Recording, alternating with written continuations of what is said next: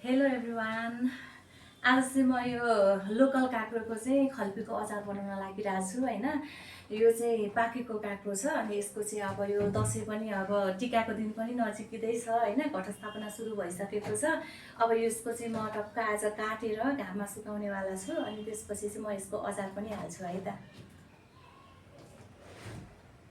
यसरी ठिक्क ठिक्क सानो सानो पारेर काट्नुपर्ने हुन्छ सुरुमा चाहिँ, सजिलोको लागि चाहिँ। देख्न सक्नुहुन्छ यहाँ कस्तो मजाले पाकेको छ यो।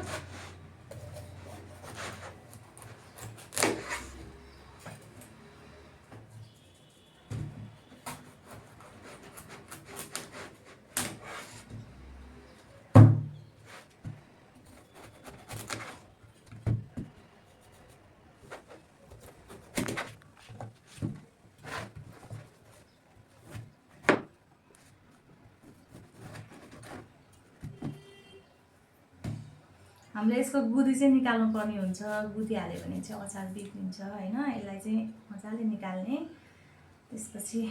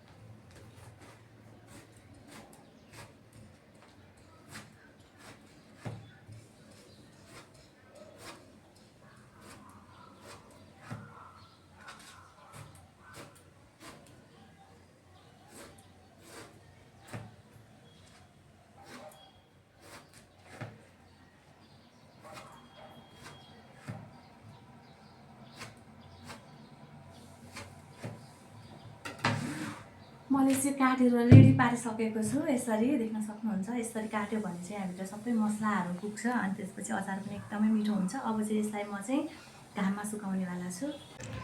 यसरी चाहिँ मैले अब घाममा सुकाएको छु। अब एक दिनभर चाहिँ घाममा, यो तातो घाममा सुकाउँछु। मैले चाहिँ यो काँक्रो चाहिँ हिजो दिनभरि घाममा सुकाइसकेको छु होइन। अब यतिको सुकिसकेको छ। आज चाहिँ म अब यसलाई काँक्रोको चाहिँ अचार हाल्नेवाला छु, यो खल्पी हाल्नेवाला छु। यसको लागि चाहिने सामग्रीहरू चाहिँ यहाँ जिरा अनि धनियाँ अनि सौप छ अनि यो तोरी छ। त्यसै गरी अब स्वादअनुसार नुन, खुर्सानी, बेसार अनि मेन भनेको तोरीको तेल।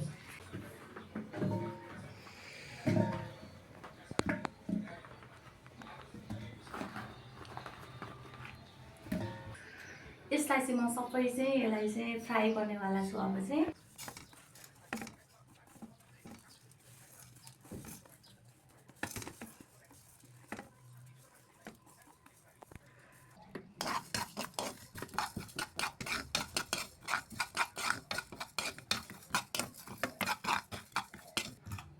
अब यतिको रातो रातो भइसकेपछि चाहिँ अब म तोरी हाल्छु। सुरुमै हाल्यो भने चाहिँ तोरी फेरि डढ्छ। अब चाहिँ यो तोरी राखौँ।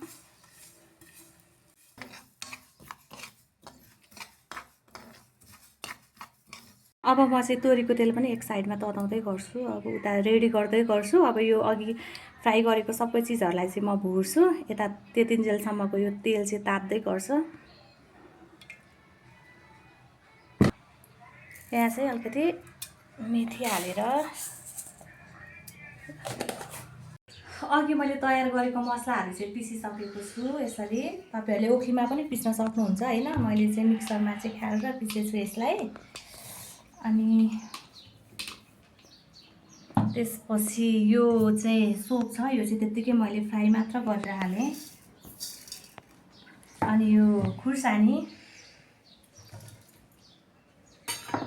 त्यसपछि स्वादअनुसारको नुन हाल्दैछु। यहाँ चाहिँ सट्ट अलिकति माथि राखेँ। यहाँ माथि तेल चाहिँ छान्यो भने अझ राम्रो मजाले बेसार लाग्छ।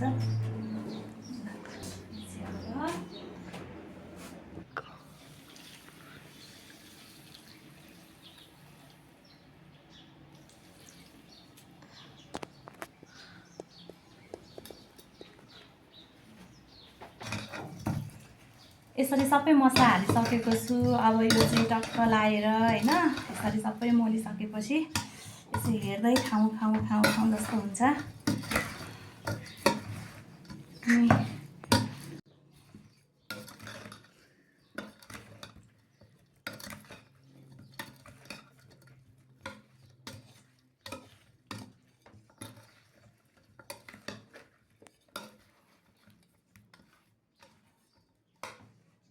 हेर्नुहोस् त हेर्दै खाउँ जस्तो भइसकेको छ। यहाँ अहिले खाउँ जस्तो भइसकेको छ।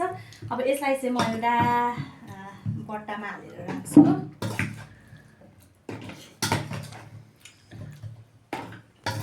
यो चाहिँ अब हामी टक्क होइन यो दसैँको बेलामा चाहिँ मासुसँग टक्क एक पिस यो अचार खाँदाखेरि छुट्टै कति मिठो हुन्छ क्या यो अचार। यो खल्पी साह्रै मिठो हो यसको अचार।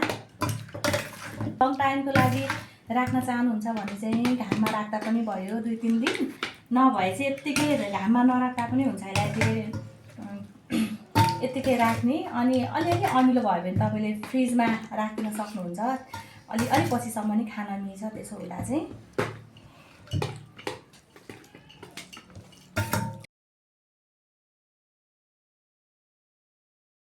पनि राख्नु हुँदैन। सबै यो पछि तेलहरू यो काँक्रोको त पानी निक्लिन्छ। यो सबै पानी निक्लेर बाहिर जान्छ। यतिको चाहिँ टक्कै यो घाँटीसम्म चाहिँ राख्नुपर्छ।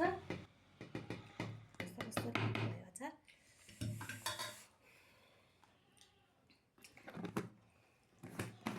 अब यो चाहिँ टक्क खसीको मासुसँग एक पिस खल्पी खाँदाखेरिको छुट्टै स्वाद हुन्छ, छुट्टै आनन्द आउँछ होइन। दसैँको बेलामा तपाईँहरू पनि यसरी हाल्नुहोस्। एकदम सिम्पल छ, सजिलो छ। यो यस्तो अचार राख्नको लागि चाहिँ त्यस्तो धेरै केही गाह्रो छैन।